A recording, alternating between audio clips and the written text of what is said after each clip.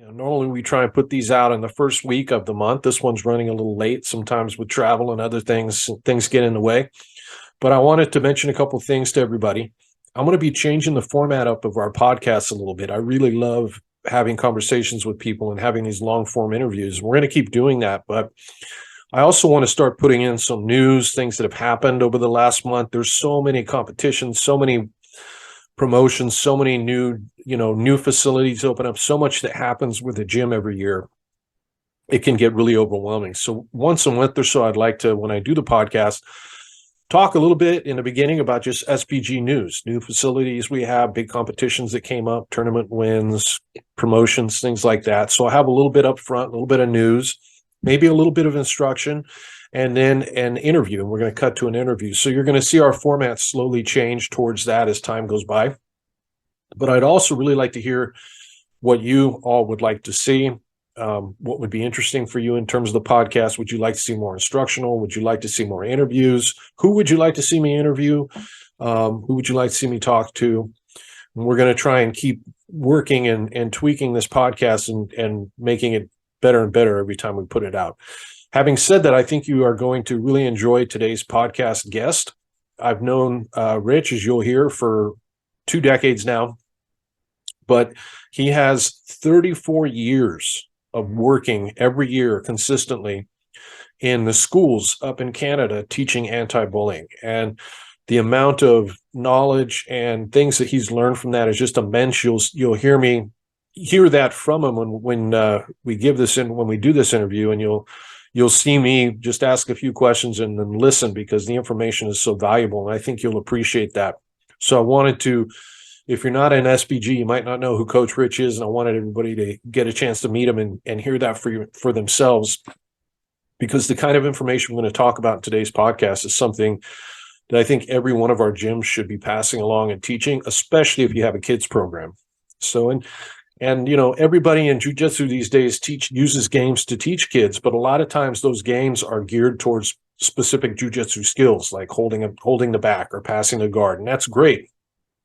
But what Coach Rich has done that I think is a little bit unique is not only are these skill development drills, but they're also drills related to posture and awareness and how you carry yourself and being assertive, and basically, bigger picture, becoming more comfortable with conflict, which is something I talk a lot about in my book when it comes to helping kids as it relates to self-defense. So buckle up. I think you're going to enjoy this interview, and let me know what you guys would like to see in future podcasts.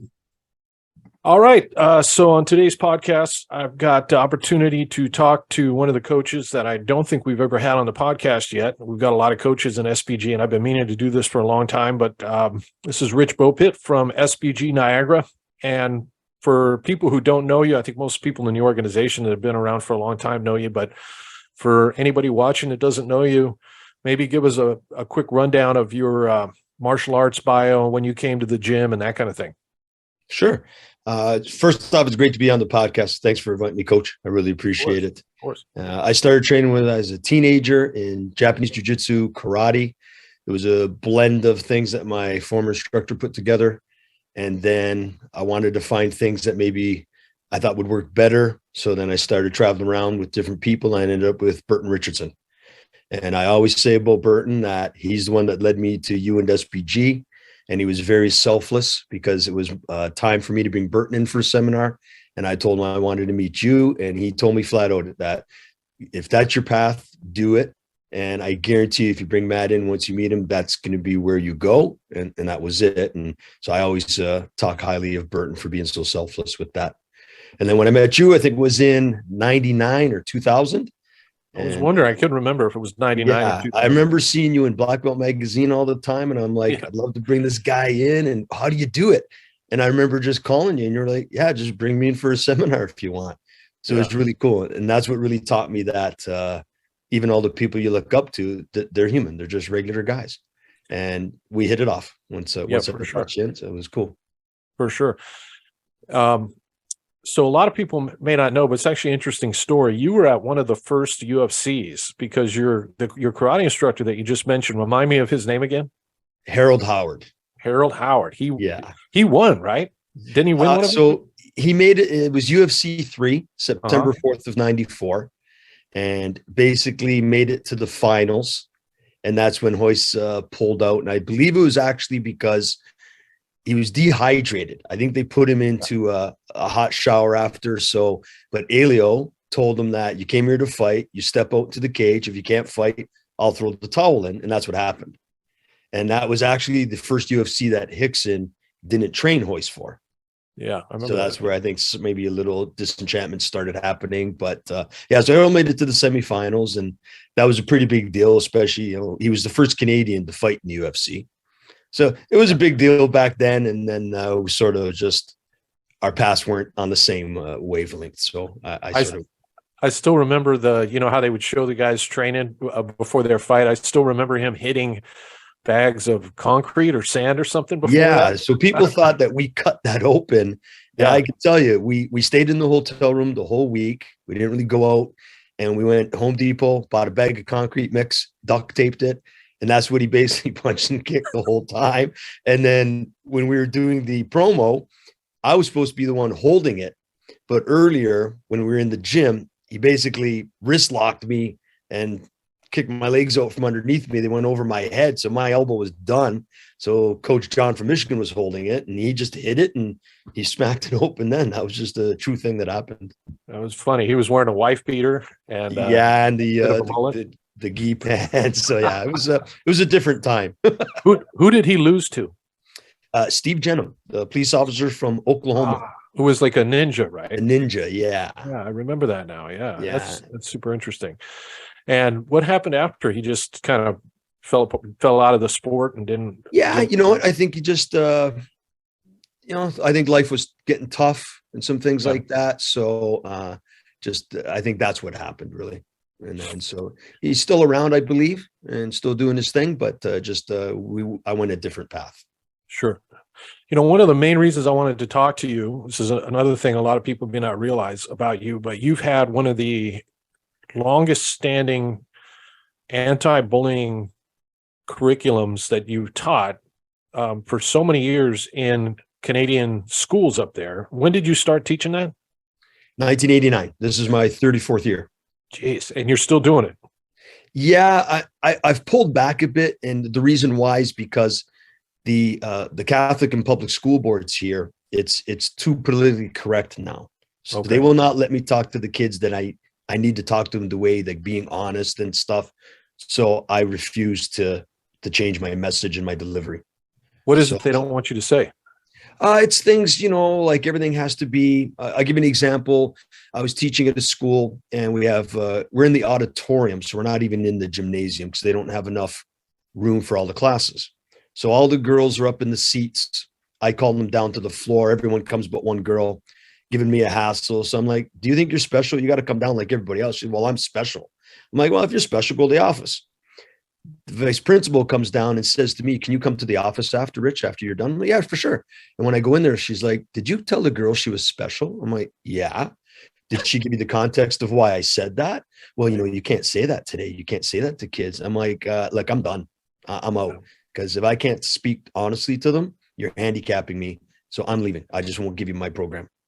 Right. So that's what I did. So I've stepped away from a lot of the schools. I'm currently teaching at Ridley College here in St. Catharines, which is a private institution. And it's good for me. I can be there because I can do my thing. Right. And then, of course, you run SBG Niagara, which you've had for a while, too. Yeah. Yeah. We've been going. So next year, I've got 3 big years coming up. So this year is my 30th anniversary with Mama. And next year is the 30th anniversary of the gym. And then the year after that, I turned 60. So universe willing, I got a big 3 years coming. Nice. Yeah. So 34 years is a long time. I don't know anybody else that's been teaching one program like that for 34 years. So that's a huge amount of experience teaching kids. And that's one of the main reasons why I wanted to talk to you, because that subject comes up all the time. My book's getting ready to come out, and I talk a little bit about things related to your kids, what to talk to your kids about, bullying and the differences between boys and girls and how they bull, all that kind of stuff. But you've got 34 years of doing it in the school, which is enormous. So what are some of the main lessons you picked up from that? Like the big highlight lessons that maybe you wouldn't have known initially, but that after 34 years you figured out as it relates to teaching kids how to deal with bullying? Yeah. I would think that number one is being honest with them. So I think that's probably out of the 34 years when I have people come back to me and I taught them in schools, now they're adults and they always say, like, Coach Rich never lied to me. He never lied. He was always honest and upfront. So I don't mince my words with them, and I don't treat them like kids. I know they're young, but I'm still honest with them and tell them the way it's going to be. And also through my research of 34 years with the bullying, the number one thing the kids say to me is that they're more afraid of the teacher and policies sometimes than the bully, because in the schools, it's always about, you cannot fight back. You cannot protect yourself. And so I find that's hard to fathom, because they're handicapping the children. So, Right. And it's always the bully that gets away with it. Mm-hmm. Always. The bully is never reprimanded. I've been in high schools teaching, and, kids got beat up pretty bad and they transfer the kid that got beat up, not the bully. So I find that really hard to deal with. And also with the younger kids, the number one thing they say to me when I talk to them about bullying is that they feel ashamed. So I tell them, so when they feel ashamed, then you're saying that you think it was your fault.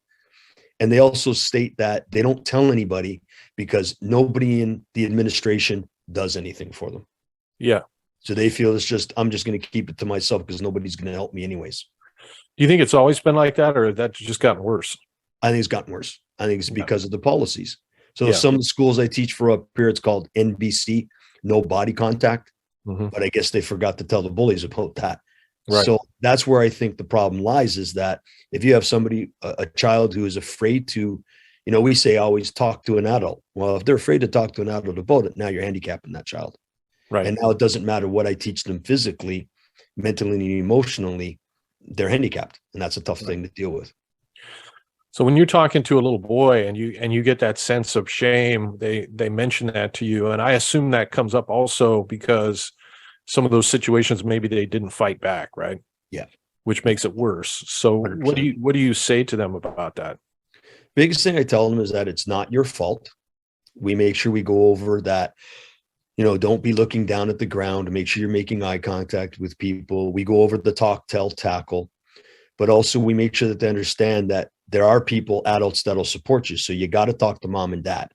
Right. So I don't want to put a bad rep on the teachers, because I have a lot of teachers at my gym, friends that are teachers, and they're very good at what they do, but the teachers are handicapped by the administration. Mm-hmm. So it's the administration that are telling the teachers, like, no, you can't, you do this. They're not allowed to protect themselves. And it's like, I tell the kids flat out that if you protect yourself, that doesn't make you go from being a good person to a bad person. You're a good person who stood up for yourself. Right. And the other thing I dive into is that, especially the young kids, I tell them a lot of times the bullies are asking for help. They just don't know how to ask for help. Mm-hmm. So just because, if you train and you can beat them up, we don't want to do that. We really want to help maybe convert them into trying to be a better person. And I know that's easier said than done, but I think it's a good goal. It's definitely a good goal. Yeah. And so kid comes to you, they've had an experience where they've had some bullying. Maybe they didn't fight back. They didn't want to talk to anybody about it. They didn't want to talk to teachers because they feel nothing's going to be done about it. Mm-hmm. They've got those conflicted emotions.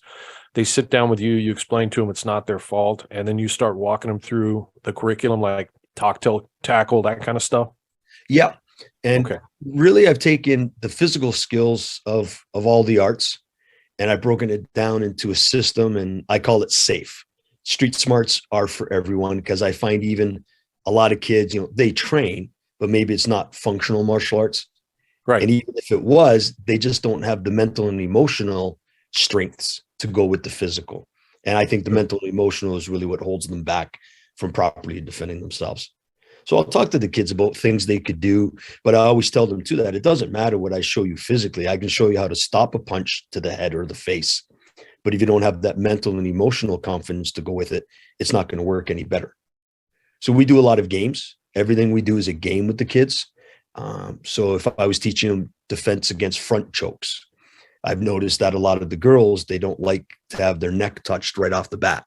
So we just grab them by the shoulders instead. They feel calm. And when they're ready, then they go and tell their partner to grab them by the neck.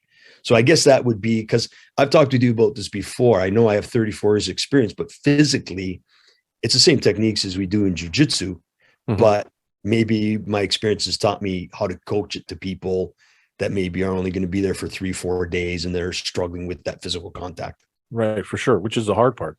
And what does the SAFE stand for? Street smarts are for everyone. Okay, but I mean, is each one of those a different section, or how does it? No, that's just the whole name of the system. Gotcha. And I've taught it from grades 2 and 3 up to university level people. So I have different approaches for each age group. Sure. Yeah. What are you dealing with primarily if you're dealing with a 2 and 3-year-old? That sounds so young. Grade 2 and 3. Grade 2 and 3. Grade 2 and 3. I'm sorry. Grade 2 and 3. So when we do that, we would start off with, again, everything's the game. Like I went into schools to teach, and they had the gym set up with chairs. So there's like 6 teachers in there with me, and I'm like, look, you got to move those chairs. We're going to talk. Yeah, we're going to be moving and grooving here. Right. My physical work is to keep them interested in the talk. Right. So what we do is we will play like rocking chair, teach them rocking chair, TV stance, technical stand up, nonverbal postures, things like that. And it's just a big game off the bat. And then it gets them interested in what I'm saying. And then I go over things with them like what I've termed the 3 hours of life, the 3 hours of bullying, how one fights the other, and that kind of thing. And what are the 3 hours of life? I call it 3 hours of life. To be a good person, it's restraint, respect, responsibility. So we break down those for the kids, and they're not allowed to use the word because they'll say, what is respect? Well, respect is respect each other. So I make them break it down that they can't use that word. And then 3 hours of bullying is I teach the kids that if you ridicule somebody, they will feel rejected. If they feel rejected by you in the school community, they will retaliate. And I think it's important to say retaliate because most of the kids say revenge, but I tell them that's just a thought in your head. The act of revenge is retaliation. And then they're taught how if they follow the 3 hours of life, they can't possibly be a bully. So it sort of fights the other one. So it's good. Right. So that's grade 2 and 3. And then when you said all the way up to college, let's say we're dealing with seniors in high school, 17 and 18-year-olds. What's different about the curriculum then? So it would be the same philosophies as the 3 hours of life, the bullying, that, but physically, we go deeper into more common things. Like I say for their fights physically, it would be, we need to defend against a push, a punch, a tackle, a headlock. And weapon of choice in the Niagara region, there are guns, but it's still knives. Sure. So we would do a little bit of that. I don't really like to teach weapons defense in the schools because the kids don't take it serious enough. So right. we stick not too much of that, but the push, the punch, the tackle, headlock, we work a lot of that. And then, like I said, we play some games, even with that age group. No matter what age I'm coaching, we make it a game. Push, punch, tackle. I like that a lot. Yeah, and I think it's a good order too, because if they push, they punch, the punch misses, they headlock, tackle to the floor. So I always tell them, if you can handle those 4, you've got a better odds of survival against a real street fight. For sure. They'll say, well, what about the person that kicks? I'm like, they don't kick. If they kick, they're going to do a soccer punt and try to kick your groin into your throat. Right. So. Right. And how long is the curriculum usually? How long did the school give you to work with the kids? So usually I go in there for 3 days. So I used to go in for 5 when I first started. And it's just with the gym's growth and the amount of schools I was going to. So I made it 3 days because I used to be booked in the summer. I would be booked from September till the following June every week. And then I saw what the schools, what was happening with the political correctness. And so I started weaning myself off of it and growing the gym more. And so that's why I'm not in there as much. And that's my choice. And so 3 days, how many hours per day? It's one gym class. So Just I would say class. 3 hours. Okay. Yeah. Okay. So it's a short amount of time that you have those kids. You got a lot of information you're trying to give them in a really tiny period of time, huh? Yeah. So it's a lot of overlap. It's a lot of overlap that we do. I'm finding like jiu-jitsu, common postures, common positions, and they're told daily. This is an introduction to self-defense. There is no way that 3 days is going to cover everything for you. If it excites you about self-defense, try my gym, try other gyms. And when you walk into a gym, you're going to know which one suits you and train it. And if you don't want to do that, find some friends that are intelligent and practice it intelligently. But if you only do these 3 days, that's not enough. That's not going to be anything for you. So don't think you're going to walk out there and be good to go on the street. Right. So, what mistakes have you made? Like, were there any big mistakes that you've hit upon over the years that you've learned from? Yeah. When I was younger, accepting too many challenges from kids, fighting with them in that. It's not that I regret it, but yeah, definitely I was young and that was a mistake. So I definitely don't do any of that. And I think other mistakes were. So not to interrupt, but I'm just doing the math in my head. You must have started doing this when you were 24, right? Yeah. Yeah. Okay. Around there, so I'm 57 now. Yeah. Okay. Even younger than that, right? 21. Yeah. Yeah. So, I was a young kid and yeah. So there was some things like I shouldn't do that, but in the same breath too, never once was it anything meant with intent to harm anybody. Right. It was always done with the intent to teach. And it would be like, it's also, I think a mistake was listening sometimes too much to the administration of that. You can't do this and we don't want you to do this and that. It's like, you can't do that. I have to tell the kids honestly what's going on out there. Because I wish there was a course in school on life skills. Yeah. It would be great, but unfortunately there's not. So I think that's why I've been in the schools for so long. And I'm privileged. I'm really very privileged that I was allowed to go into so many schools and share my experiences. But in the same breath, I think they needed it.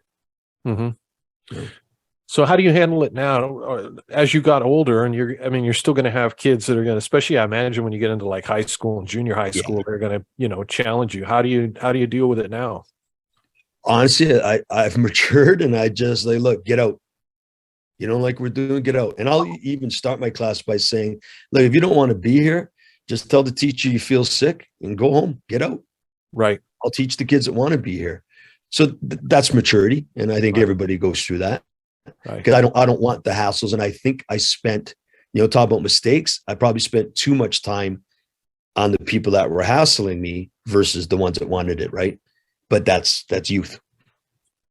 Yeah. It's human nature too. I noticed that. I remember Carl and I had talked about that. We would give a seminar, you do a seminar and there'll be 50 people there, all of which paid good money to be there, all of which really want to be there. There'll be one person who's a jerk. And then your attention gets focused on that person and then the whole vibe gets negative. It's such an easy thing to have happen.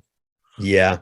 Same as in the gym. That would be my only regret is holding on to people too long when I knew in my heart I should have let them go. I've done everything I can for them, but you still think, just one more push, try to help them, but you should have just let go. Right. Yeah. So if you have somebody challenging you in class now, would you just tell them to leave or how do you handle that? Like in the high schools? Yeah. Yeah, I would just say, look, if you're not happy with this, no problems, man. You can take off. It's all good. I'll tell the teacher you were sick. No problems at all. Gotcha. So I think I've come full circle from being a young guy teaching to, okay, you know what? It's all good, man. You don't have to be here. Go home and it's all good. Right. Is there something else that you would have added to the program or you wish you could have added to the program had administration let you? Is there something that you really feel that would be useful that you where your hands were always tied and you couldn't do it? No, that was really, I had a lot of freedom in the sense that I could do stuff. So on the last day, what we really do a lot is we started to have them grappling each other. And then even it got to the point where I was able to bring in the foam, the old school macho headgear, and we would put the hockey cages to them. Right. And they would put gloves on and they were allowed to use some striking as well too. But I had to take that out because the kids didn't respect it. So they would go too hard and I didn't want people getting injured. So I just had to stop that. But that was more the kids not having control. If I could ask one thing of the schools, it would have been nice if the schools could have brought the kids to the gym because I was in their house. If they come to my house, it'd be a totally different environment. Have them come to SBG Yeah, Niagara. it happened at one school where my gym used to be. I was around the corner from a high school I taught for. And so they would run the kids over to the gym. Kids loved it. It was great, but it's a whole different sense of respect from them because they're coming into your house. Sure. So I think if that could have been done, that would have even been better. Right. No, that makes sense. Yeah. And I think what you're expressing as far as what's happened in schools, because I talk to people, teachers and other people all the time, I think that's universal, and that's been happening in the States as well. And I'm just curious if you see any hope that that's going to change, or do you think it's just going to keep going down the wrong direction? I don't know if it's going to change, because it's more about what I say now is that the students are running the asylum. Yeah. And that's terrifying, because you can't give them that kind of power. They're too young. Who's not going to abuse that? And Right. and I also don't like the political correctness. You can't talk to me like that. And I'm like, I always say to the kids that if I'm telling the truth and it hurts your feelings, I truly don't care. If I lied about something and hurt your feelings, I'll apologize. But if I'm stating facts, it doesn't matter. And Right. so that's something I don't see changing really quick, because it's getting too strong on that side of like, well, you can't say that to me, or so I'm like, well, then I'm not going to come and teach you then. Yeah, it seems, they can go all the way through school and then on into college, where it's almost worse now in the university system, and they're not going to ever have to deal with any kind of confrontation until they get into the real world. And it's going to must be such a shock for some of these kids when that reality strikes them there. Yeah, that's something else the kids would say to me, like, how many times have you fought? How many times did you get into a fight? And I would say, well, my idea of a fight's different than yours. My idea of a fight is anything that takes away my joy of the moment. So if I'm walking down the hallway and you eyeball me, that's a fight to me. You Right. guys think a fight's purely physical. We go through how it's mental, emotional, physical, or mental, verbal, physical. I call it MVP. We call it the 3 levels of aggression. So I explained to them that, just that, or if you look at me like, hey, what's up? That's a fight to me. So I think I fight every day, but not physically. Right. And You're I dealing think with that's confrontation important. every day. Yeah. And that's what I mean. Like, they just can't handle conflict, because it's all conflicts being removed from their lives. And I don't think that's a good thing. Right. So you said mental, verbal, physical? Yeah. I call it the 3 levels of aggression. So I tell them that if you think the fight starts when you get hit, that's the end of the fight. Right. It probably started with the eye contact. That's mental. Then the verbal, I call it the interview. And I always express that it doesn't have to be nasty. It could just be like, hey, man, what's up? And they're just trying to see what your reaction is going to be. And then it goes physical. And I also explain that I feel the 3 levels of aggression are also the 3 levels of abuse. So first you get looked at like you're nothing. Then you get told you're nothing. Then you get beat like you're nothing. So I want them to understand that stuff, because it helps to open up their mind that, yeah, this isn't just about you punch me and I punch you back. Right. I want them to know there's a lot more to it than that. Yeah. No, that's super important. And you must have, over the years, I imagine, run into some kids where it seemed maybe the signs were there that they were maybe experiencing some kind of abuse or something like that at home. How did you handle that? You just talked to the administration about it? Yeah. And I've even had kids talk to me privately. And if it was something that I thought they were going to hurt themselves, I'm always upfront with them and tell them, look, I'm not lying to you. I can't keep this to myself, because if I did and you hurt yourself, that would be on me. So I will have to tell somebody. And I would tell the teacher that I was teaching for at the time, which I'm friends with all of them, but they know that I'm not abusing their trust. In my mind, they're really telling me because I think deep down inside, they hope I am going to tell somebody, because maybe they can't. Right. Yeah. They're reaching out for some kind of help. Yeah, exactly. So do that. I know a question that a lot of people will have. You're going to have a lot of jiu-jitsu instructors and people watching this that maybe want to put together a anti-bullying curriculum. What would be your top pieces of advice for those guys, or men or women that want to do that? Oh, that's a good question. I think everything has to be a game, especially if it's the younger kids to teach. Otherwise, maybe they get scared, because there could be kids in there already that are bullied. I think it's important to establish a a real good rapport with the kids off the bat. So that's something I'm proud of. Like when I come out of the schools, I'll have teachers be like, "Man, how come these kids are giving you a hug, but you're here for 3 days? I'm here all the time. They don't." I'm like, I just have a rapport with them. So that's important. And I think it has to be something that's very simple that the kids will want to learn. It can't just be a martial arts lesson per se. So I think that's important. So the games, even with junior high and high school people, you're still making it primarily game-based? Yeah, play a lot of games, and especially when we start drilling it. So we'll do like crowd ambush is one of the favorite games that they love to play. What's crowd ambush? Crowd ambush is everybody comes in and closes their eyes. So let's say we were doing sucker punch defense. So they'd all close their eyes. I would tap somebody on the shoulder, then they'll open their eyes. Now they all walk around the gym and they can trash talk, they can posture. And when I say now, the person I tapped will turn and slowly swing at whoever they're next to, and they do the defense that we taught. Oh, nice. And it's cool because we start doing it with all attacks. We even say tackles or just the front choke. So then I'll say, bring it in, and I'll say, I'll tap 2 people. And then if the 2 people I tap choke each other, you do what you want. Me, if I choked you and you choked me, I would defend. But most of you guys don't because of your ego. So you'll just sit there, keep joking each other. And then I bring them in, say we'll do 3 people. And I get it to the last round, I tap everybody.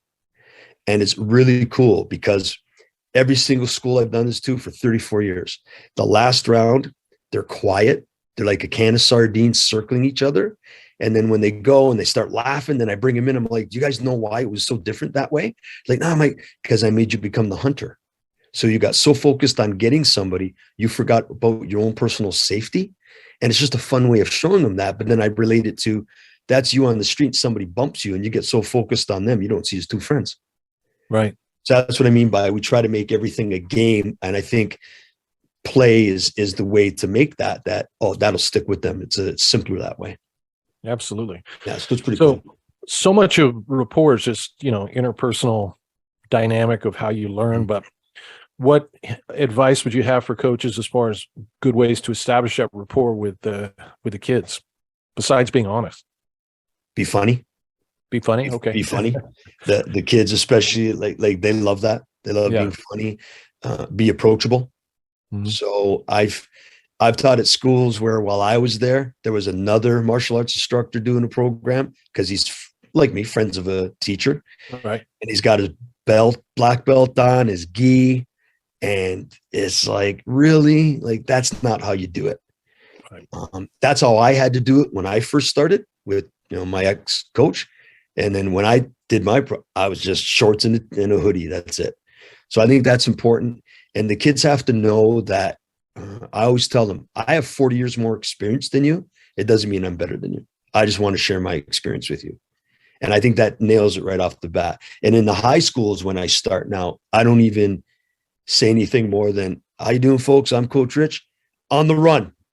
And as they start running, when I see they're getting tired, I run them a bit more, then I'll bring them in. Now and I'm like, hey guys, I'm Coach Rich. Thanks for coming in. And now we've established that this is my class, but I did it disciplined with dignity. So I think that's a big thing too, is that you can't go into the school and think you're going to discipline these kids and they're just going to listen to you because it's not your martial arts school. They could just sit there and then if you have a standoff with a 9-year-old where he's like, I'm not doing this. Right. That's right. Tough. Yeah. How do you handle that? Really, the same way I've done it at my gym. I'm like, well, come on over here. Let me talk to you. So look, man, it doesn't matter what you think right now because I'm the boss. You never will be. Now I'd like you to work, but if you want to keep this up, you can sit your butt down over there, or you know what? You can come back in here and play the games with us. Right. So I think also it's the tone of the voice. Sure. That helps control the situation. Yeah. But sometimes I think martial arts coaches will go into martial arts coach mode. And I think that's something that has to be dismissed when we're out and about. Yeah. And they just become way too serious about the whole thing. Way too serious. Yeah. Yeah. That's interesting. Well, I would be remiss if I didn't ask you, because that was such a cool game, if I didn't ask you for a couple more of your favorites real quick, because I know people are going to ask about that. Sure. So crowd ambush, gauntlet, and designated hitter. What's gauntlet? Gauntlet is where we line them up in 2 rows facing each other. And then one person comes up, turns their back to the row. I walk the row and tap somebody on the shoulder. That's the attacker. Person turns around, walks a normal pace, and when they get close to the person, they'll attack. And then designated hitter would be crowd ambush shortened up. So we do groups of 4 if we can. And one person turns their back to the other 3. The other 3 will decide who's going to attack. They say turn around, they come close, and then they'll go. Nice. So it's pretty cool games, and it just keeps the fun, but it's also a safe way to implement the element of surprise. Sure. So they never get bored. And like at my own gym, the kids flip if I say we're going to play crowd ambush. They flip out. And then we'll do 2-on-1s. So I'll tap one person once, one person twice. I say go. So the first person comes in, say to choke. Then when I say second man in comes to help. So that's how we teach the kids about lining them up. So if it's multiple attackers, the second attacker's got to go through the first one. Right. Yeah. And I think it helps with the younger kids, their nerves. When you play the games, it settles them down. Yeah. And also they probably get even just a little bit of adrenaline going with that kind of thing when you, which is like good. Even with if I even just have 2 kids going at it, the rest of the group will circle around them and start screaming. Yeah. Because that's what happens out in the schoolyard. And the kid might not have experienced that adrenaline dump from the screaming. Because even in my own gym, like we've teach the kids about hair pulls. And I'll grab him, come on with me. And a kid would cry. I'd be like, oh, did I pull your hair too hard? He's like, no, coach, it's when you raised your voice to me. So again, I think maybe that's my experience of maybe how I coach it in the schools. And that helps me. That's great. So you match them up and then you have everybody stand in a circle and scream and yell like they would if they're trying to put them on on the internet or whatever and then like we even start sometimes with 1 kid's on the ground, and then we'll have a whole group of kids just not kicking them but pushing them with their feet, pushing with their hands, yelling and screaming, and all the kid on the ground has to do is get up. Right. And that's an experience for a lot of them itself, because most of them would just go prenatal. But then once they learn how to get up properly and to see the smile on their face that they feel more confident, that's a good thing. Yeah, absolutely. That's great. Well, how do you end? What do you end it with? So you take them through, you do your 3 days, you've got 3 gym classes, basically. So short period of time, you talk to them throughout, you work the games with them throughout so that you capture their attention. And is there a big message you hit them with at the end? I mean, I always tell them that, thank you for having me. It's a privilege to be here. And again, this was just an introduction into self-defense. If you really wanted to continue with this, I would tell you to find a great gym to train at. You can come to mine if you want, but even if you did come to mine, I would tell you to go to a lot of the other ones too, and you'll find which one suits you. So that's another thing I believe why I've been invited into so many schools is because I never pushed myself as to advertise the gym. Obviously, they're going to know it's me in my gym, but I've never like, hey, here's, take my card. I've never done that. It's always been very organic. But in the Niagara region, I don't know too many, people that don't know me from the school program. It would still be like, oh, Coach Rich, I remember him back in 93, man, when he taught me at such and such. Let's say after 34 years, you got to know like everybody that's there. Yeah, it's pretty good. And you know what? It's also a great thing for my SBG Niagara kids, because if they ever have to use their skills at school and the teacher finds out, oh, you train with Coach Rich? So they know that kid tried to get away as much as they could. And if they did have to use their skills, they were right. And all my kids are taught. If you get called to the office, you just be quiet and you say, I used my skills. Now call my parents. Right. I tell the kids, you're a minor. The parents are going to get called. They have to come. You don't get smart with the teacher, but you do not have to talk to them. And I actually had one of my kids that was held in the office by a principal saying that you're going to sign this piece of paper or I'm not letting you out. And none of it was true. But he's like, call my mom. Call my mom. And I make sure the kids understand. I want to empower them that just because it's an adult, if you know you're right, you do not have to change your mind. You stand up for yourself. Yeah. No, that's a great point. And what was the paper? What he was trying to get him to? Basically trying to say that, he started things where he Mm-hmm. didn't. He just defended himself. And I make sure the kids understand that I know there's a big, say, discrepancy with, if you throw the first punch, you started the fight. Don't ever throw the first punch. I teach all the kids, and I look, the punch isn't the start of the fight. So if you have to hit the person because that was your self-defense, and that's the last thing you could do, you were correct. You don't have to apologize for it. And that's another thing I tell the kids, never apologize for what you did, because if you do, then they will think that you didn't believe in what you did. Mm-hmm. So if I know in my heart that I'm right, I'm not apologizing. And I've been there where they're like, well, you're going to say you're sorry for that. No, I'm not. I teach my kids, don't apologize. I teach my adults not to apologize, because if I had to physically defend myself, I got pushed to the point to where that was my last resort, and I'm going to do it. So I think that empowers the kids as well. Absolutely. Yeah. No, that's a great thing. And it's so important that they know they have that backing. Yeah, 100%. Yeah, they have to know that there's mom and dad. So I always tell them, like, mom and dad come first. So if you use your skills properly, they're not going to punish you. I'm not going to punish you, but the school will. Whether you were right or wrong, the school is going to punish you. Take it. It's no problem. Yeah. I tell them I'd rather get suspended or detention without a black eye than with a black eye. But sure, when you see them know that mom and dad are there for them, I'm there for them, then it's great. And then the flip side of that, they know if they use their skills the wrong way, they're going to get punished at school, punished at home, and they get punished at my gym. So I suspend them for a week if they use their skills wrongly. And then they have to write me a letter explaining why I should accept them back into the gym. And that can only happen once. That's it. So we empower them, but we also teach them consequences, be it good or bad. Yeah. And how to handle it afterwards. Yeah. Which is great. Have you gotten pushback from administrators because of that? Yeah, yes and no. I mean, predominantly, I don't get much pushback in that sense. And I think it's because they know I am who I am. Like, right. I'm going to speak my mind. I'm not afraid of conflict. I'm not afraid to stand up for myself. So I think they sometimes like, hey, it's just easier. Let Rich do his thing. But in the same breath, when I go in, they're like, Rich, like, the kids love your sessions. Like, of all the stuff that happens, they love them. And I truly believe that, because I think the kids know that I don't treat them like I'm better than them. And they know that I'm trying to build them up. They know it's not about fighting for me. It's truly about self-defense. Right. Self-defense, and the word you use there, I think, is so important too. Teaching them to be comfortable dealing with conflict, all kinds of different conflicts. Yeah. Yeah. Be it, like I said, conflict to me could be that guy staring at you in the hallway. Right. And you don't know how to handle it. So you drop your head down. Well, that's sending them a signal that you're weak, that maybe they're going to pick more on you now. So I like to empower them. And like I said, physical to me is last. If you can have, I tell them there's 3 strengths: mental, emotional, and physical.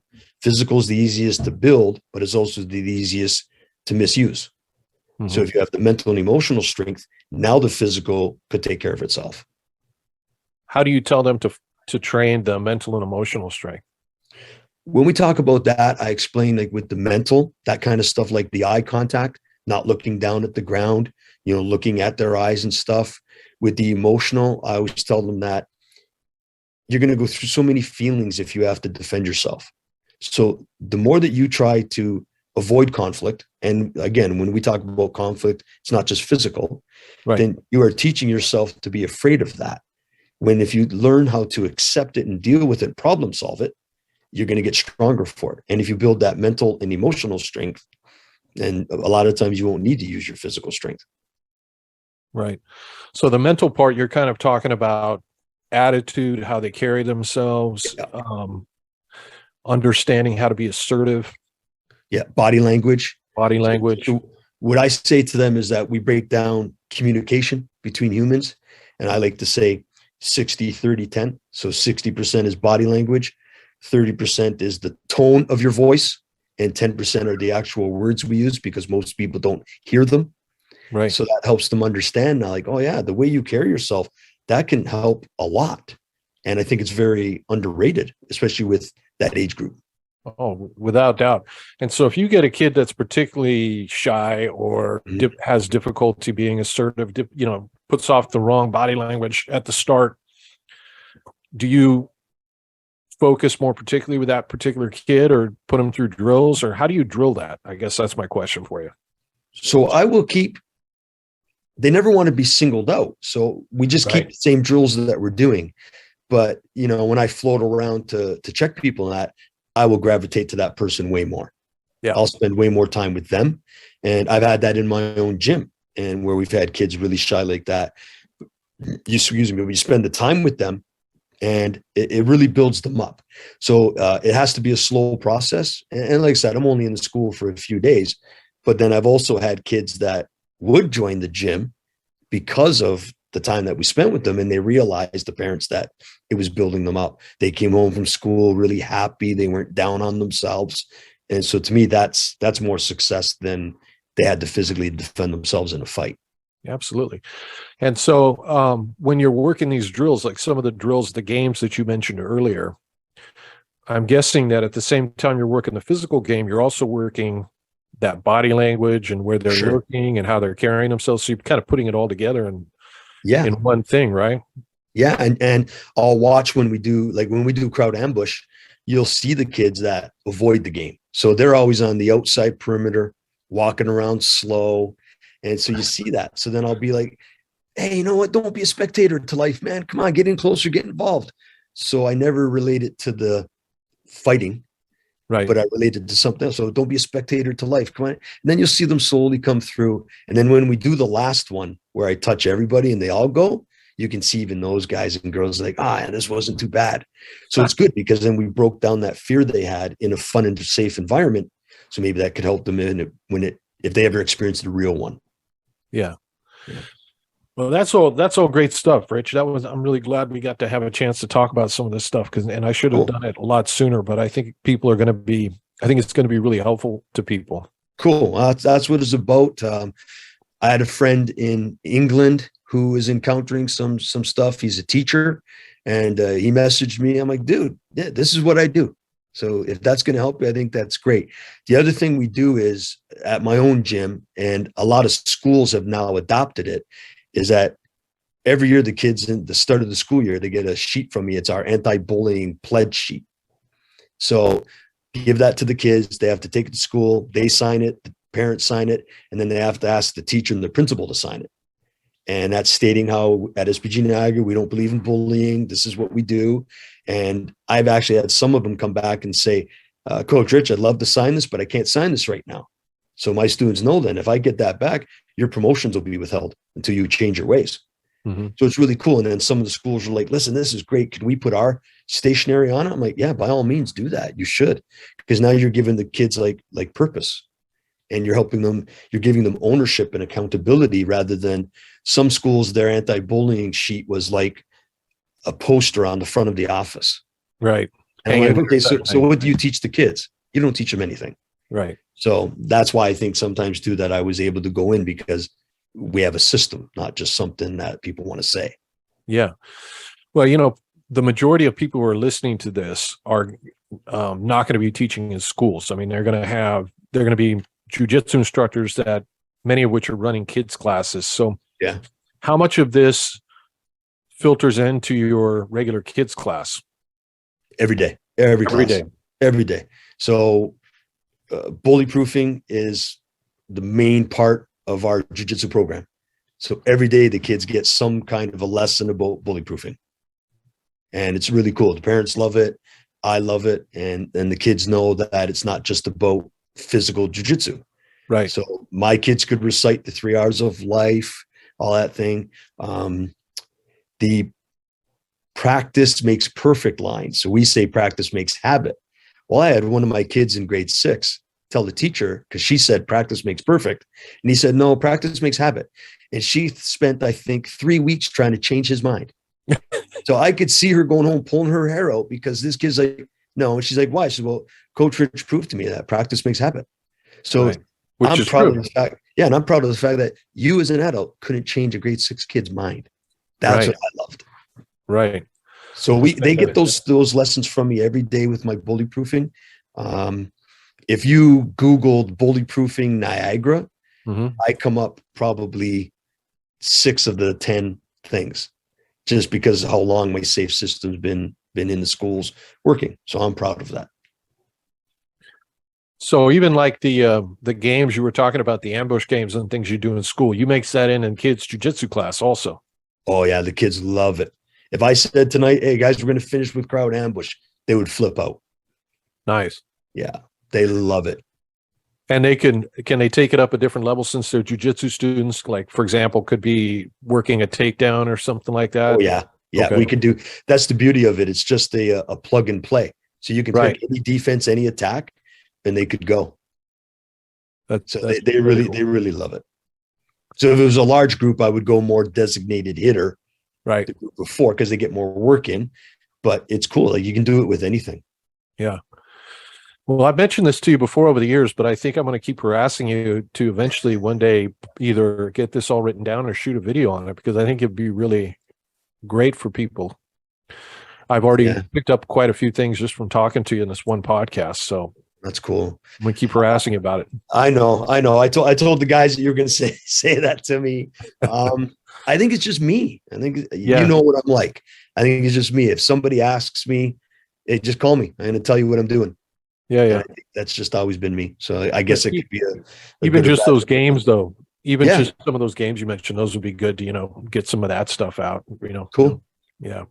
So before we go, this has been great, but I also want to ask, you just got back from SBG Canada camp, which was what, last weekend, right? Yeah, yeah. So how did that go? Fantastic. Yeah. I get so cranked up for that. You got to take your son, which was awesome. Yeah, Reese goes to it, and that's on his own choosing. And reason I get cranked up for the Canada camp is because I get to be with Coach Jun and Coach Jericho. And so it's personal time that we don't get a lot because we both run gyms. Yeah. I'll see my son with me, and I get to see Coach Steve because I love Coach Steve. He's one of the best humans around. So I get to see him and Katie. And I mean, you've been doing it a long time, seminars and that, but like for people to pay to see me come teach a seminar, like that's just beyond wild for me. So it was great. And the people up there are so cool. Like we had over 70 people come out. That's And awesome. this time Coach Frankel was there, and it's great. I've said this in all my posts, and it's sincere that Reese gets to see the SBG coaches that I talk about off the mats. And he sees that, hey, Dad, you don't lie, man. Like these guys are really just genuine, caring guys. Coach Frankel's sitting around with us chatting. So it was really cool. I had a blast. That is very cool. And one of the things I've struggled with as a parent before is not wanting to push jiu-jitsu on my kids. With my boys, I really, avoided doing that. With my daughters, I made a conscious decision to make it something that they have to do. Unfortunately, they're enjoying it now, but Yeah. I was, it's like swim lessons or anything else. It's like something you have to do. Right. But I get asked that question a lot. It's kind of in a way, a personal decision every parent has to make, and related to your child about, maybe different kids, it might be different to go different ways with it. And some kids you might have to encourage more, and others you maybe don't want to push too hard. But in your case, how did you handle that with your kids? So I never ever, because I get that asked too, like, hey, how come your kids aren't training with you? Aren't you like, sad about that? I'm like, not at all. That's not their path. Right. So if they want to do it, they're going to let me know. And Reese is the one who said to me, and I think it was as he was getting older in school and maybe seeing, how life could be going. So he's like, yeah, then I'm going to come up and train. So it was his choice. But I know, I agree with you 100%. It's tough because you don't know, do you push them? How hard do you push them? Or do you just let them choose? So Right. I would tell parents that if you feel like, you know what, I want them to do it. I don't know if they want to. Cool. Then if you're going to do that, give them a time frame. Like when Reese and Malia played soccer, it would be like, okay, here's your season. Halfway through that, I want to quit. Well, you can't. You committed to the season, so that's what you're doing. So I think that's a good 50-50. Okay, you're going to try this for a year. If you don't like it at the end of that, then that's fine. Maybe we can talk about doing something else. But you have to commit to that time frame. And I think that could be a win-win for parents and kids. For sure. That's a good compromise. Yeah. That's excellent. Yeah. Well, thank you, Rich. This has been awesome. I know people are going to really love it. And I appreciate getting to talk with you. We'll have to do this more frequently than once every 20 years. Coach, I appreciate you having me on the podcast. It means a lot to me. And I'm always happy talking about stuff like this and sharing it with the tribe. It means the world to me. Thank you very much, Rich. Okay. Thanks, Coach.